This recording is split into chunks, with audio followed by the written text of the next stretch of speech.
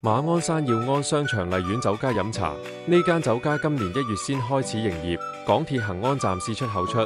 經馬鞍山遊樂場到耀安商場，亦都可以搭814士或者43X 到耀安巴士總站。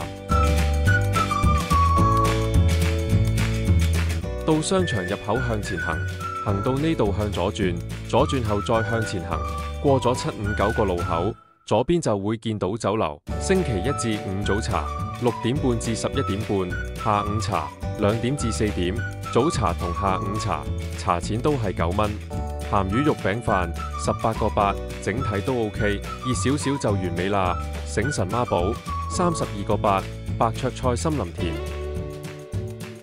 蟹子燒賣王，蝦新鮮爽口，豬肉都唔錯，好味。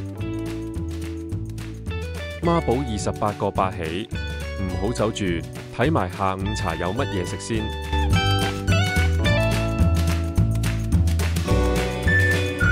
乾炒黑椒牛肉烏冬48蚊，夠鑊氣，黑椒味香，可惜牛肉有啲乾。鮮竹牛肉球18個8，食到有啲魚味，唔知係唔係加咗魚肉。